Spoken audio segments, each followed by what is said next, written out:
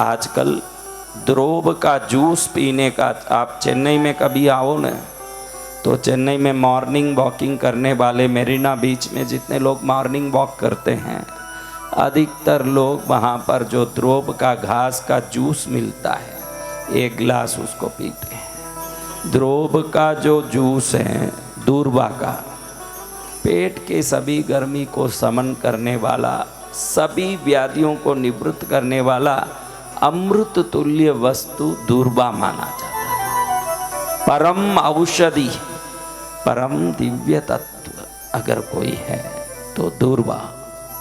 दूर्वा जहाँ पर होता है वहाँ पर नकारात्मक शक्तियाँ नहीं होती। जहाँ दूर्वा होता है वहाँ पर कोई दुष्ट शक्तियाँ प्रवेश नहीं कर सकती।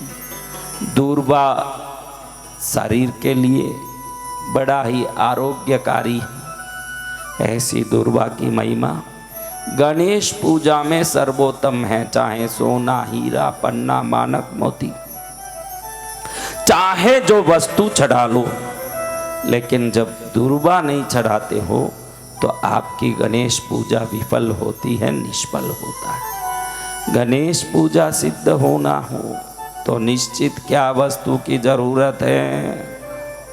क्या वस्तु? हाँ, तो ऐसे दूर्वा की महिमा कल हमने सुनी तो हमने देखा कि इंद्रलोक में श्री नारद ऋषि का आगमन होता है। नारद ऋषि जैसे ही प्रवेश करते हैं इंद्र के भवन में, इंद्रदेव उनका स्वागत करके उचित आसन पर बैठा के उनका पाद पूजा आदि करके प्रसन्न करके एक सवाल करते हैं कि गणेश पूजा में दूर्वा की इतनी महिमा क्यों है? इतनी विशेष महिमा गणेश पूजा में दूर्वा की कैसे है? तो नारद जी बोलते हैं, भाई इंद्र, स्थावर नाम का एक नगर था। क्या नगर? स्थावर। स्थावर नाम के नगर में कौंडिन्य मुनि रहते थे।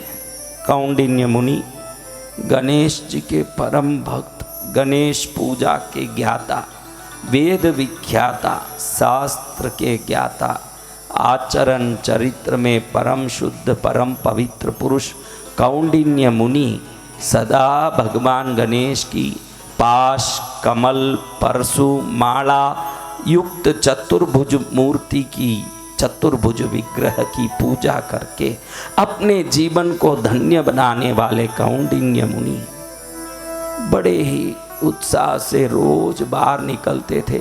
एकदम जहाँ पर कोई जनशून्य स्थान हो, जहाँ किसी का पैर न पड़ा हो, पवित्र स्थान हो, उस पवित्र स्थान में खिले हुए दूर्वा को अपने नख न पड़े ऐसे धीरे से चूट करके उन सबको जड़ रहित करके शुद्ध करके निकाल करके ले आके गणेश जी के चरण में चढ़ाते थे। रोज इनकी पूजा पाठ को देखने वाली इनकी पत्नी को मन में विचार आया कि क्या ये घास का बार डालने से भी कोई प्रसन्न होता है?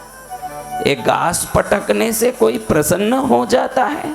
ऐसे कैसे हो सकता है कि इन घासों के बार से कोई प्रसन्न होता हो? रोज संशय करने वाली मुनि पत्नी कभी उनसे पूछ नहीं सक रही थी, क्योंकि पतिव्रता होने से संशय को मन में ही रखती थी। लेकिन रोज पूजा में इसी क्रम को देख देख के एक दिन उसको लगा कि पूछ ही लेना चाहिए, पूछ ही लेना चाहिए कि ऐसे क्यों इतना घास का भार लाके इधर गणेश जी के चरण में सिर पर अंग पर माला बना के मेरे पति चढ़ा रहे। एक दिन उत्सुकतावश जब उसका मन रह नहीं गया तब वो पूछने लगी पति को हाथ जोड़ के, प्राणनाथ, मुझे एक संशय हो रहा है कि क्या कोई घास डालने से खुश हो सकता है? क्या घास से कोई प्रसन्न हो सकता है? आप ये घास चढ़ा के क्या पूजा निष्दिन करते हैं?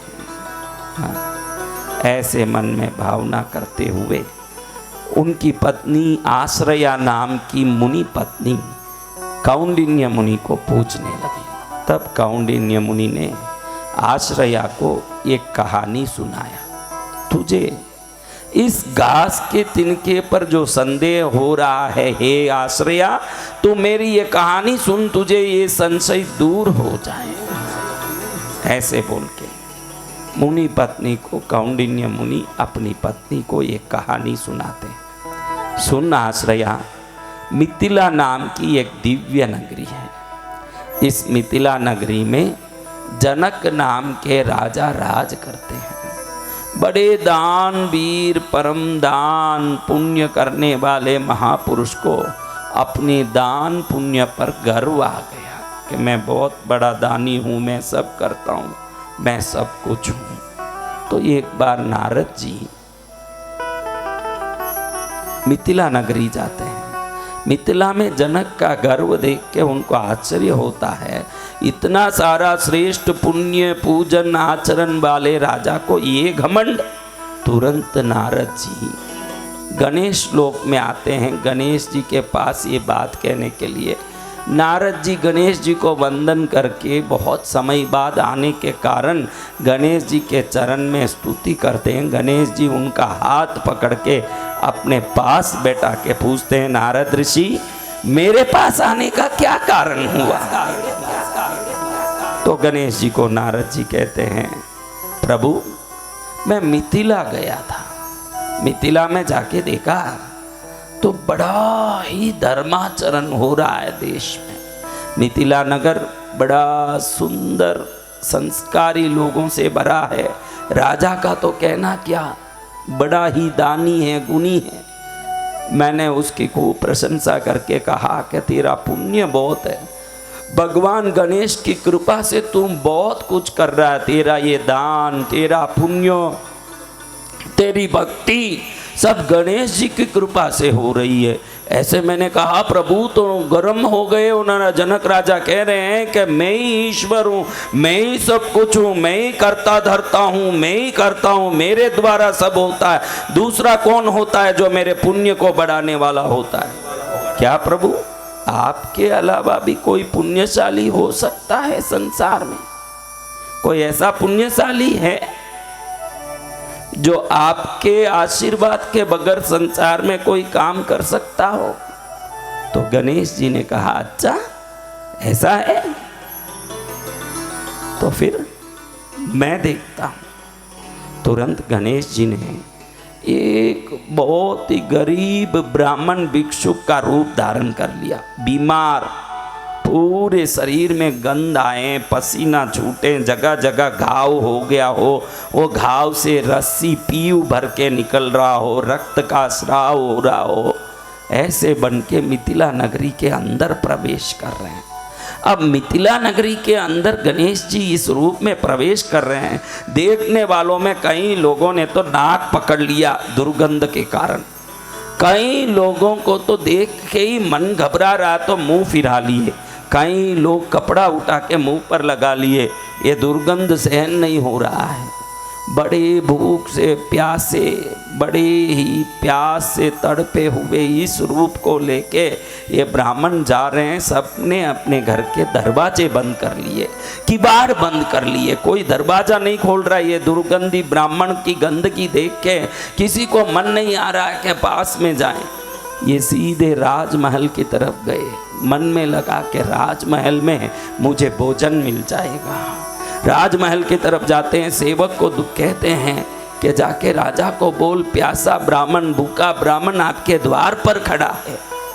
तुरंत वो सेवक भागा राजा को बोलने, कोई ब्राह्मण भिक्षुक आए हैं आपके पास से, भूख प्यास से पीड़ित वो व्यक्ति कुछ आहार और तृप्ति के लिए जलपान चाहते हैं।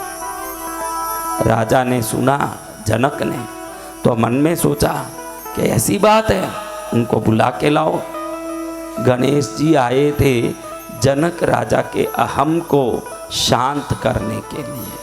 और अहंकार जहाँ होता है आराधना निष्फल होती है, और जहाँ सरलता होती है वहाँ आराधना की जरूरत ही नहीं होती है, ईश्वर उनके पास होते हैं। जय गुरुदेव। अहंकार जहाँ होती है लाख प्रयत्न करो, अहंकार में किए हुए जैसे आप देखो गंदे जल में डाला हुआ चंदन कितना भी उत्तम हो, गंदा हो जाता है। वैसे अहंकारी के किए हुए सभी अनुष्ठान निष्फल हो जाते हैं।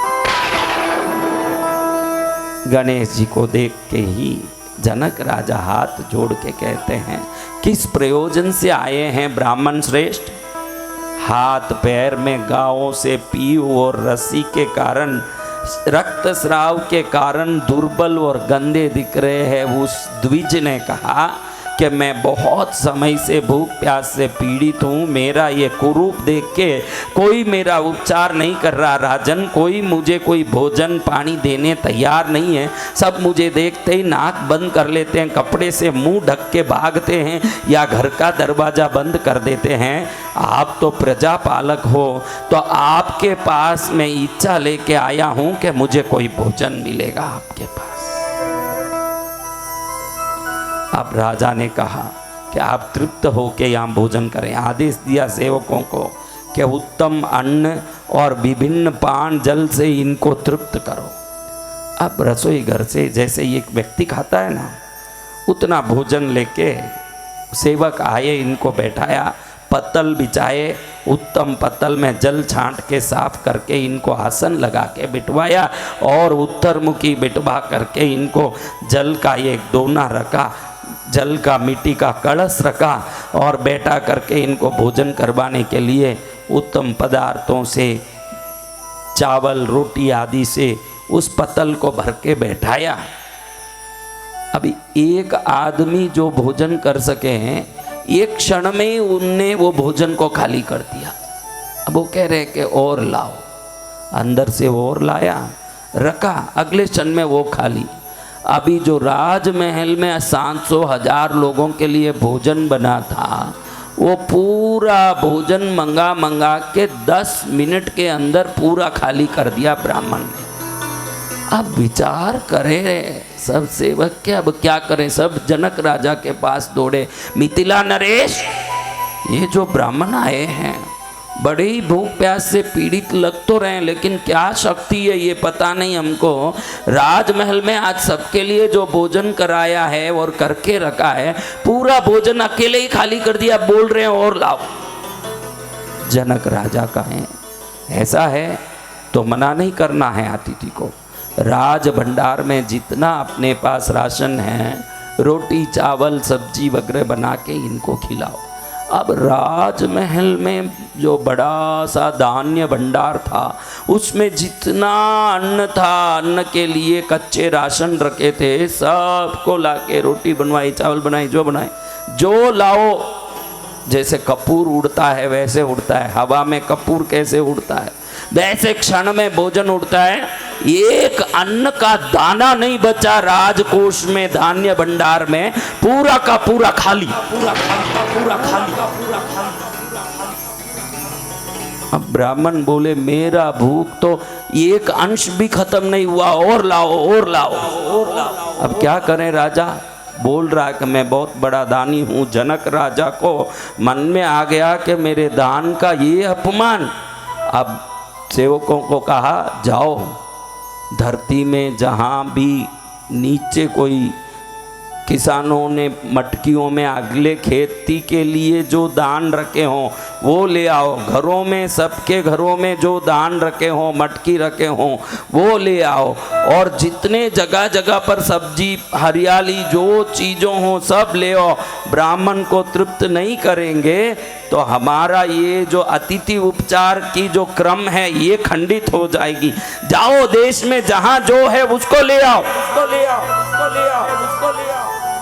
अब पूरे घर घर में खटका के, किसी के घर से धनिया पत्ती, किसी के घर से भाजियाँ, किसी के घर में आटा चावल, जिसके घर में, सबके घर में थोड़ा तो होता ही है ना।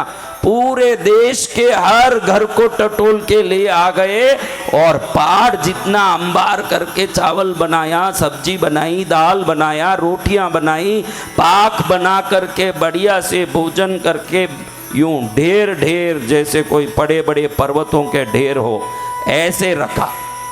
और ब्राह्मण रूप में आए हुए गणेश जी ने एक क्षण में सब ओम स्वाहा स्वाहा क्या कर दिया? ओम स्वाहा। अब जनक राजा आश्चर्य में पड़ गए। अब पूरे देश में अगले दिन खाने के लिए किसी के घर में एक दाना नहीं, किसी के घर में एक बाजी का छोटा डंडा नहीं। तो अब क्या करें, इनको क्या बोलें? जनक राजा का मुंह नीचे हो गया। नारद जी को कही हुई बात याद आई कि मैं ही सब कुछ हूँ, मैं ही सब करता हूँ, मेरे ऊपर कौन गणेश होते हैं। ये शब्द याद आया और अपने ईश्वरत्व पर शर्म आया। मुंह नीचे करके खड़े हुए और ब्राह्मण भूखा प्यासा ही हो उसी वेश में वहाँ से उठ के आगे निकल गए। निकलते निकलते उसी देश में मिथिला में एक घर जहाँ एक ब्राह्मण दंपति रहते हैं, उस घर में प्रवेश कर गए ये दरिद्र ब्राह्मण रूपी गणेश जी। उस घर में जाओ तो वो घर ऐसा, ऊपर से छत फटा हुआ, नीचे से पूरी धरती फटी हुई। उनके घर में भी खा के कितने ही दिन हो गए हों, कितनी परेशानी है।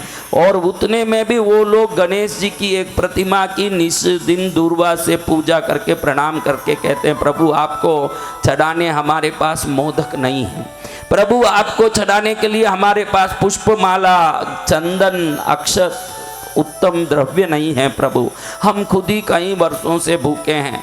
आपने भी कितना सुंदर विधान बनाया है, आपको प्रिय ये दुर्वा हर जगह उपलब्ध है। हम मनुष्य ये खा तो नहीं सकते, लेकिन आपके भक्त इसको निशुल्क चढ़ा सकते हैं। ऐसा सुंदर विधान आपने बनाया प्रभु।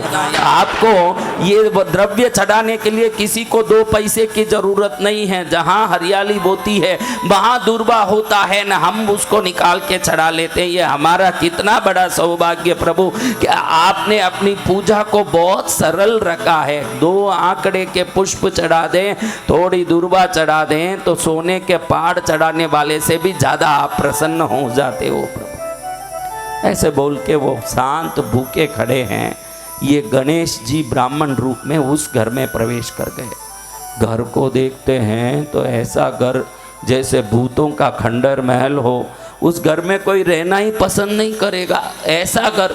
उस घर के अंदर देखे तो छत तो है ही नहीं, छत टूटा हुआ होने से ऊपर से सूर्य का दर्शन घर के अंदर से ही हो रहा है, सूर्य देव अंदर ही दर्शन दे रहे हैं। धरती को देखो तो कई वर्ष हो गए गोबर से लीप के, पूरा जगह जगह फटा हुआ है। ऐसा घर, जिस घर में धान तो नहीं है, कोई धान्य नहीं है, लेकिन वो धान को रखने कोई धातु का पात्र भी नहीं हो, इतना दरिद्रता का घर। उस घर में घुस के गणेश जी चारों तरफ ऐसे देख के पूछते हैं, भाई मैं बहुत भूखा हूँ, कुछ दे सकते हो? दोनों के आंख में आंसू आ गए। देखो, ज़्यादा पैसा वाला हो न, और अगर दया नहीं हो तो वो ये कहेगा रखते हुए भी, जाओ जाओ आगे जाओ, यहाँ कुछ नहीं रखा है। और जिसके दिल में दया होगी, वो अगर गरीब भी हो तो मैं नहीं दे पा रहा हूँ, इसकी दया उसके मन में आंसुओं के रूप में बाहर प्रकट होगा। आंसू बहाते हुए दोनों दंपति कह रहे हैं, प्रभु आप आ तो गए, धन्य भाग हमारे। मेरे पति के भोजन करके और मेरे भोजन करके आज 4 दिन हो गए। हम कहीं जाके भिक्षा लेके आते हैं। आज सुबह भिक्षा में गए तो मालूम पड़ा कि राजमहल में कोई ब्राह्मण आया भोजन के लिए। उसने इतना खा लिया कि देश के सभी दान सब घर के चुकता कर दिया। हमको आज भिक्षा में भी कुछ नहीं मिला, हम दोनों खुद ही भूखे हैं। 4 दिन से भूखे थे, आज तो पूरे ही भूखे हैं हमारे पास। हम आपको क्या दे सकते हैं? अरे कुछ तो होगा, मैं आ गया, खाली कैसे जाऊंगा? मुझे खाली जाना नहीं है, कुछ तो होगा। कुछ नहीं है, देखो आप घर देख लो। अरे ये गणेश जी की पूजा तो आपने की, कुछ भी नहीं हो तो पूजा कैसे कर ली? अरे गणेश जी तो हमारे इतने सरल हैं, उनकी पूजा में कौन सा बड़ा तकलीफ पड़ता है। हम गरीब लोग गणेश जी की ही तो पूजा कर सकते हैं, क्योंकि वो हर जगह सुलभता से उपलब्ध होने वाले दुर्वा से ही प्रसन्न हो जाते हैं। उसके लिए हमको कौन सा पैसा लगता है प्रभु? हमने तो आज दुर्वा चढ़ा के पूजा की है। तो क्या दुर्वा बचा है? दुर्वा आप क्या करोगे दुर्वा का? दुर्वा तो गणेश जी को चढ़ता है। हमने जो दुर्वा की पूजा कर ली, बची हुई 1 दुर्वा है। कितनी? 1 बची हुई 1 दुर्वा है। 1 दुर्वा लाओ वो दुर्वा दे दो मुझे। तो क्या आप दुर्वा का भक्षण करोगे? हाँ, मैं दुर्वा का भक्षण करूंगा। एक दुर्वा लेके बड़ी भक्ति से वो ब्राह्मण पत्नी ने दिया। उस ब्राह्मण रूपी गणेश जी ने वो दुर्वा को मुंह में डाल के चबाते ही पेट की अग्नि और भूख दोनों शांत हो गई और तृप्त हो गए गणेश। जय जय गुरुदेव। गणेश जी ने उस समय में अपने स्वरूप में प्रकट हो करके अपना वो जो गंदा श्राव से भरा, रक्त से भरा, गंदा मलिन शरीर का रूप को छुपा करके असली रूप में प्रकट हो गए। गणेश के रूप में प्रकट होते हैं तो कोटि सूर्य प्रकाश के समान गणेश जी का रूप देख करके दोनों ब्राह्मण दंपति चरणों में गिर जाते हैं। कहते हैं, अहंकार भरा जनक राजा का भव्य भोजन एक तरफ, सरलता से तुम्हारा दिया हुआ एक ही दुर्वा एक तरफ। तुम्हारे दुर्वा से मैं अत्यंत प्रसन्न हुआ, तुम्हारा कल्याण होगा, क्या मांगना है मांगो।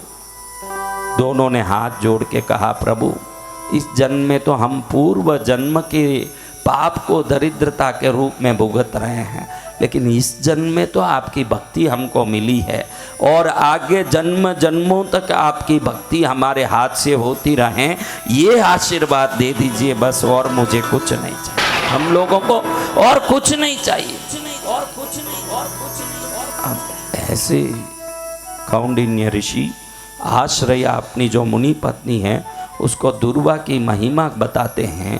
तो आश्रया को विचार आता है कि ऐसे क्यों, ऐसा क्या दुर्वा पर गणेश जी को प्रीति है, कुछ कारण तो होना चाहिए। आप दुर्वा खूब चढ़ाओ, कोई मना नहीं, आप खूब दुर्वा चढ़ाओ, उनकी सेवा करो, लेकिन उसके पीछे कारण क्या है?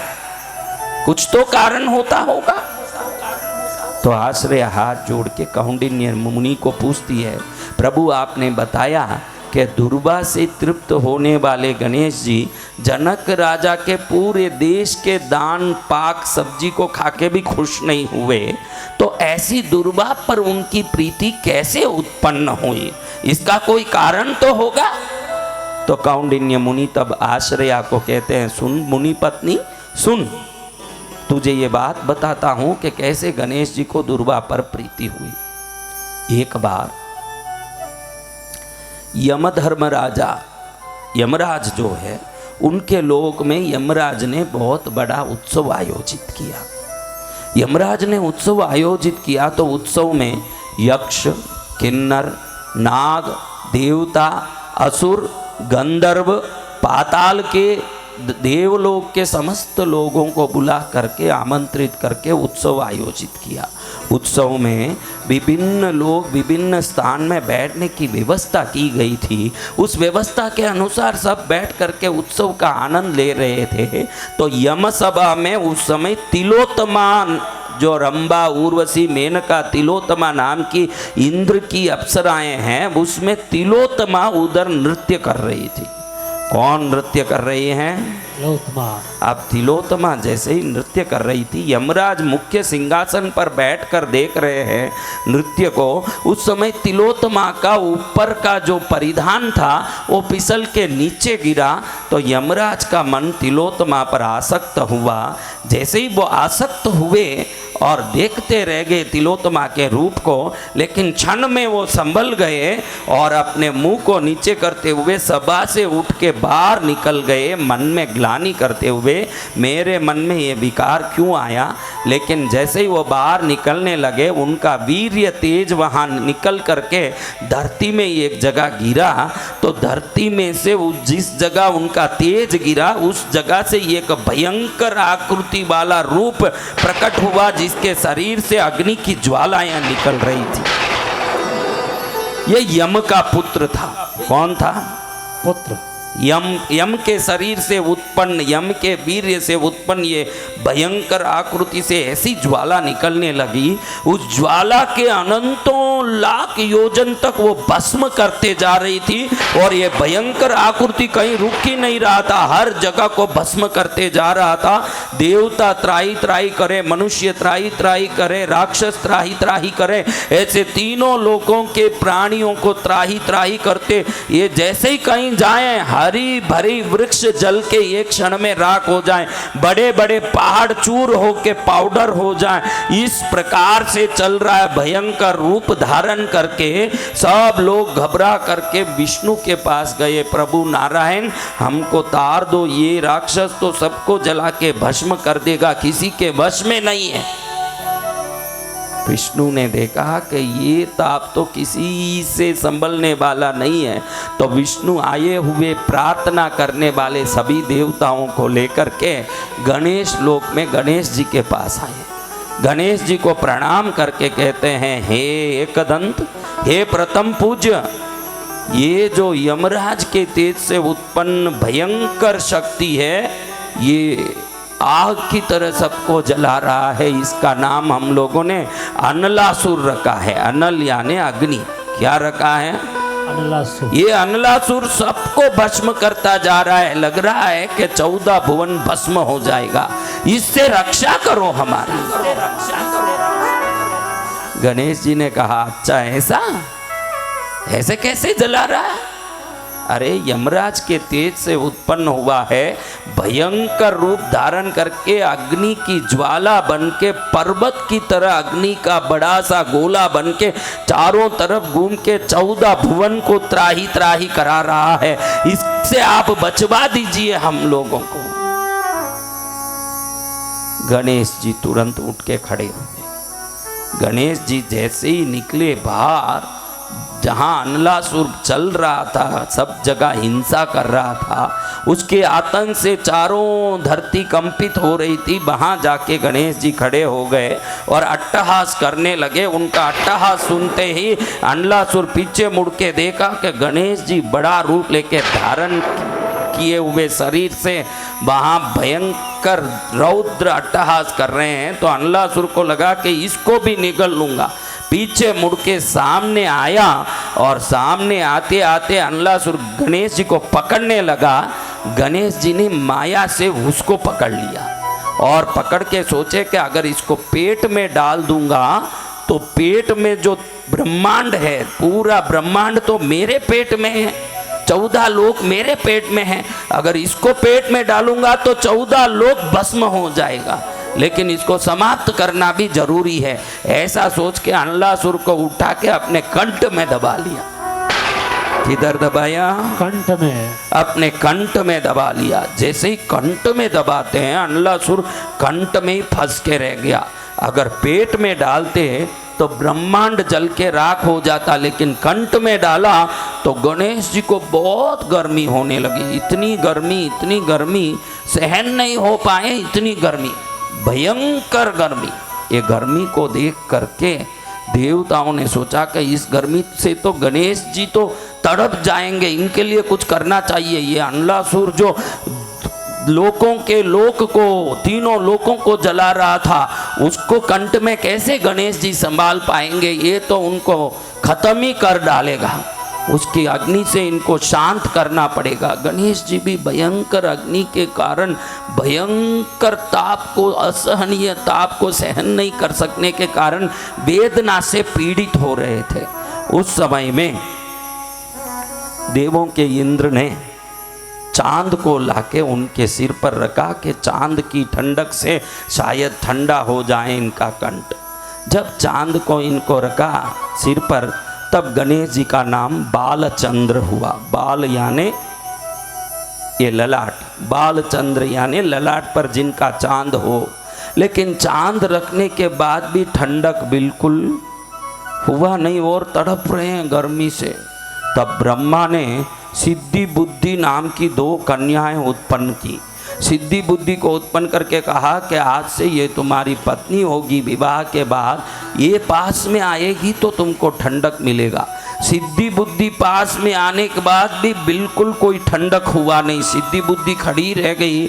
असहनीय वेदना से गणपति तड़पते ही रह गए। अब विष्णु ने ठंडा कमल जो हाथ में रखते हैं वो कमल प्रदान किया कि ये कमल को हाथ में पकड़ो, ये बहुत ठंडा है, इससे तुम्हारे शरीर को ठंडक होगा। कमल को गणेश जी हाथ में पकड़ने के कारण उनका नाम हुआ पद्म पाणी। मैंने कल ही बताया, पाणी यानी हाथ, दंड पाणी यानी क्या? पिनाक पानी यानी क्या कल बताया, पिनाक शुभ, पिनाक धनुष को धारण करने वाले पिनाक पानी, दंड को धारण करने वाले दंड पानी। ऐसे गणेश जी के हाथ में विष्णु ने अपना कमल दिया। कमल पकड़ने के कारण गणेश जी पद्म पानी बने, लेकिन उनका कोई शरीर में असर नहीं किया, ठंडक, बिल्कुल ठंडा नहीं हुआ। अब शंकर जी ने खुद 1000 सिर वाला नाग गणेश जी पर लगाया। नाग का जो पिछला भाग होता है ना, बहुत ठंडा होता है। शंकर जी इसीलिए योग साधना बहुत करते हैं। तो योग साधना से गर्म शरीर को ठंडा करने के लिए सर्पों को अपने शरीर में लपेट के रखते हैं कि भाई ठंडा हो जाए मेरा शरीर, तो तुझे भी ठंडक मिलेगा बेटा, ऐसा बोल के 1000 मुंह वाला आदिशेष को लाके गणेश जी पर छोड़ा। गणेश जी ने उसको अपने पेट में बांध लिया, कमरबंद की तरह। इसलिए उस समय गणेश जी का नाम ब्याल भद्देश्वर, ब्याल यानी नाग, भद्द यानी बांधना, ब्याल भद्देश्वर नाम हुआ गणेश जी का। लेकिन वो सर्प को बांध के भी बिल्कुल गणेश जी को कोई ठंडक नहीं हुआ। बहुत गर्मी से तड़प रहे, ऐसे तड़प रहे गणेश जी के देख करके ऋषि मुनियों के मन में बड़ी वेदना हुई। 88,000 ऋषि मुनियों ने, कितने ऋषि मुनि? 88,000 ऋषि मुनियों ने बात किया कि हमारे आयुर्वेद शास्त्र में दुर्वा को सबसे गर्मी शमन का, शरीर में आने वाले अग्नि शमन का तत्व बताया गया है, तो क्यों न दुर्वा से इनका स्नान कराया जाए। हर मुनि ने 21-21 दुर्वा तोड़ा। 88,000 मुनियों ने 21-21 दुर्वा तोड़ करके गणेश जी के ऊपर ओम गम गणपतये नमः, ओम गम गणपतये नमः करके उनके सिर पर डाला। 21 दुर्वा हर एक मुनि के पास था। 88,000 मुनियों में पहले मुनि ने जैसे ही दुर्वा डाला, उसी समय वो गर्मी शांत हो गई और गणपति जी को ठंडक प्रकट, जय जय गणेश। 88,000 ऋषि मुनियों ने निरंतर दुर्वा से गणेश जी को सिर पर से स्नान कराया।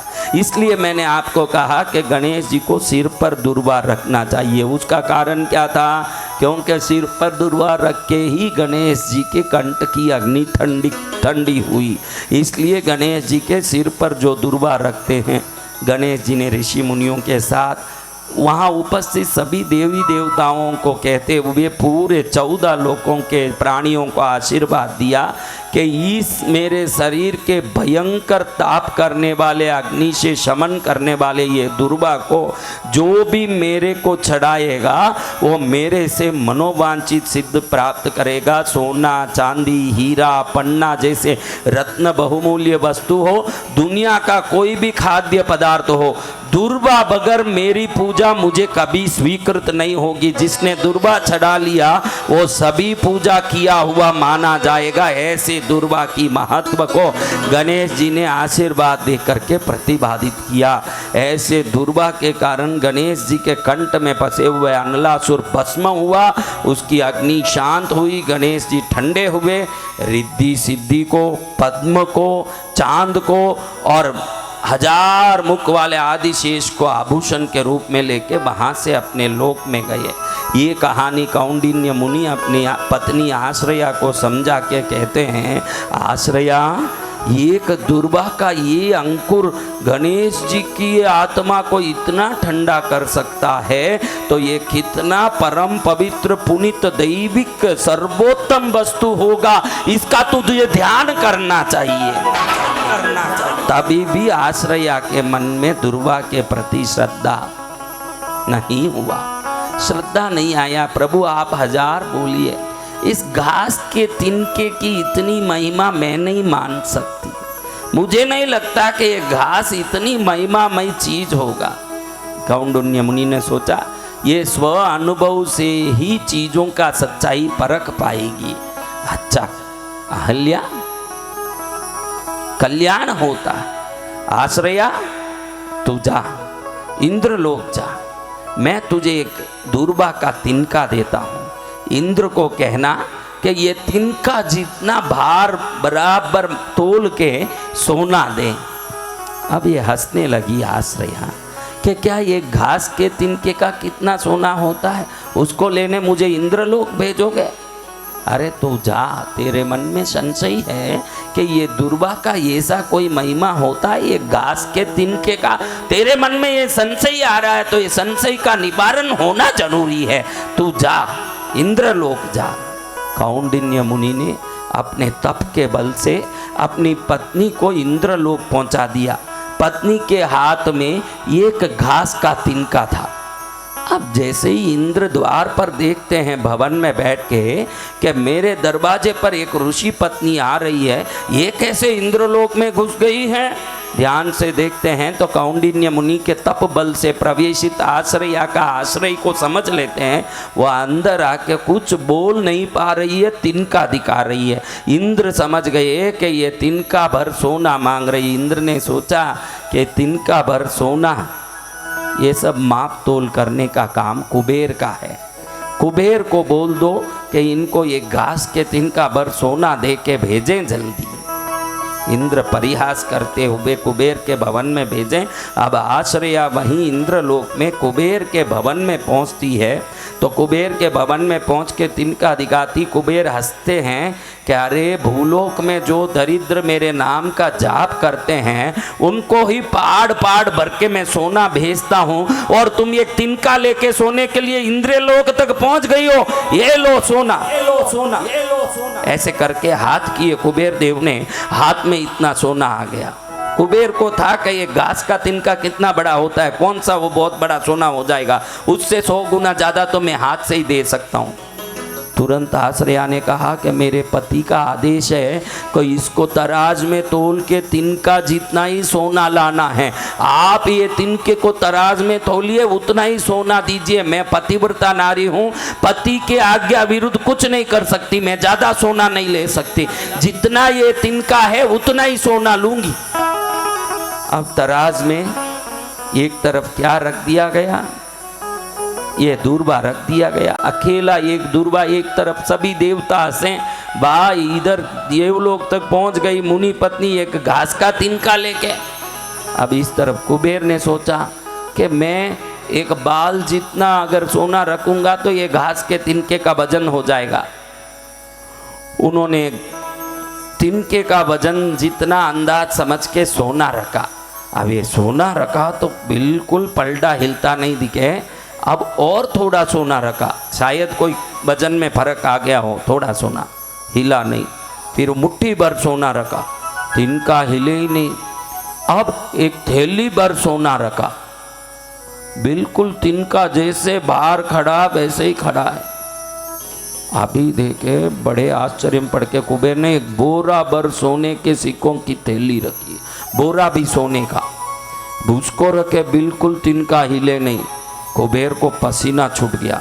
अब जितने कुबेर भवन में सोने का ढेर था उसको रखने के लिए बड़ा सा तराज लाना पड़ा। अभी तकलीफ ये हो गई कि सोना जैसे बढ़ाओ वैसे तराज बढ़ाना पड़ रहा है। अब ऐसे तराज कहाँ से लाएं? जैसे जैसे बड़े बड़े तराज लाते जाएं, तिनका उठा के उस तराज में रखें, चाहे जितना सामान रखें। अंत में ये नौबत आया, कुबेर ने अपना मुकुट तक खोल के रख दिया तराज में, अपने शरीर के गहने रख दिए, घास के तिनके का भार का समानता कोई नहीं कर पाया। अब सब आश्चर्य में पड़ गए। कुबेर को इंद्र को बुलाना पड़ा। इंद्रदेव, बड़ा आश्चर्य हो रहा है, ये औरत क्या जादूगरनी आई है, यहाँ कुछ समझ नहीं आ रहा है। ये तिनका लेके आई है कि जादू लेके आई है? उस तिनके के समान तो कुबेर भवन के सभी ऐश्वर्य को मैंने रख दिया है, कहीं ये तिनके का पलड़ा हिल भी नहीं रहा है। आप देखो। अब कुबेर ने अपना वैभव वरुण ने, वायु ने, सब ने रख दिया। अब इज्जत जाते देख ब्रह्मा को बुला के इंद्र ने उनके भी ब्रह्मलोक के सभी वैभव को उसमें रखवाया। अब इंद्रलोक के सभी वैभव तो गए, ब्रह्मलोक में ब्रह्मा जी, सरस्वती जितने वैभव ऐश्वर्य रिद्धि सिद्धि इकट्ठे किए थे पूरे पलड़े में आगे कुछ नहीं हुआ। तिनका वैसे के वैसे खड़ा। अब इंद्र को लगे इज्जत जाएगी तो विष्णु के पास इंद्र गए। भगवान देखो ये तिनके के सामने मैं हार रहा हूँ, मुझे हारने मत दीजिए, सहयोग कीजिए, आप वैकुंठ का पूरा ऐश्वर्य मुझे प्रदान करें। विष्णु ने महालक्ष्मी लोक के सभी 8 ऐश्वर्यों को प्रदान किया। तिनका हिलने का नाम नहीं ले रहा है।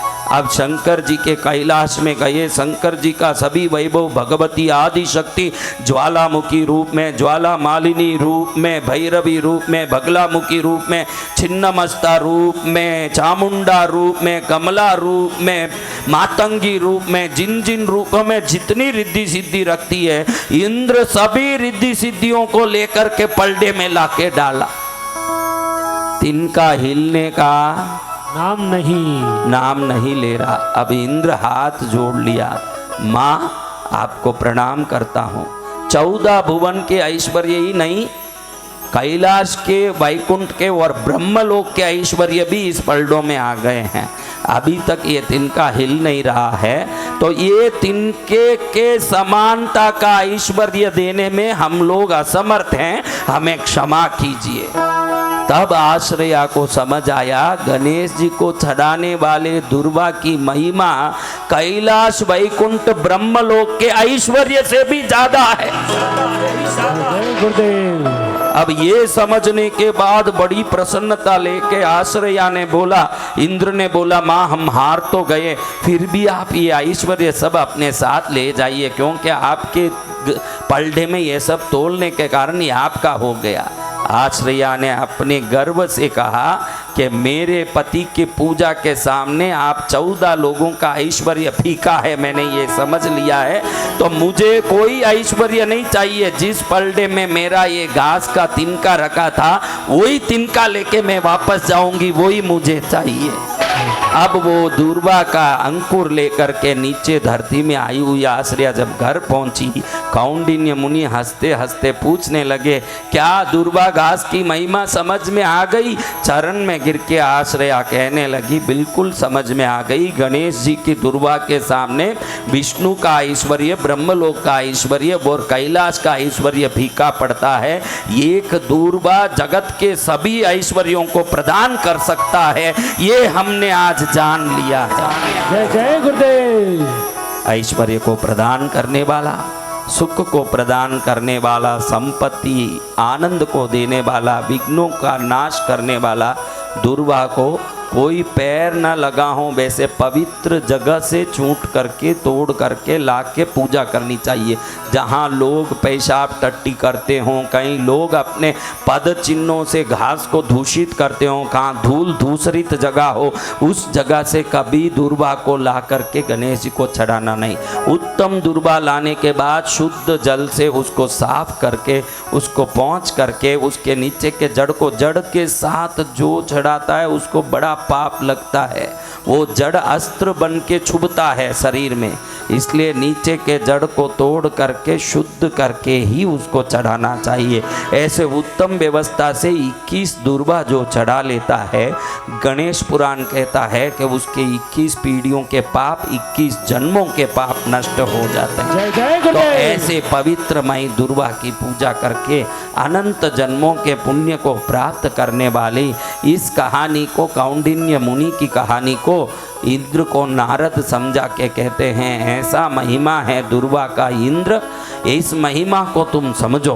तब इंद्र ये बात सुन के कहते हैं, जनक महाराजा के अहंकार को चूर करने वाला, आश्रया ऋषि पत्नी को परम पुण्य देने वाला इस दुर्वा को मैं गणेश जी के साथ प्रणाम करता हूँ, और मेरे जीवन में भी ऐसी सौभाग्य प्रकट हो कि उत्तम पूजा, भक्ति, ज्ञान, संस्कार से मेरा जीवन भी पवित्र बने। इस प्रकार के भाव से आज हमने जो कथा सुनी, कल आगे चल के इससे भी बढ़िया कैसे गणेश जी की लीला जगत में विभिन्न प्रकार से संपन्न होती है, और कैसे गणेश जी विभिन्न भक्ति से तीनों लोकों में, सरल देवों में सर्वोत्तम सरल देवता है वो गणेश जी महाराज। जय जय गुरुदेव। कैसे उनकी सरलता साबित होती है, कल हम उस कथा को सुनेंगे तो कितना ही आनंद हमारे जीवन में भी प्रकट होकर के आएगा, कल्याण होता जाएगा, मंगल होता जाएगा। तो अब हम सब मिलकर के इस कथा को सुन रहे हैं, कथा को सुनते हुए हमारे जीवन को सफल कर रहे हैं।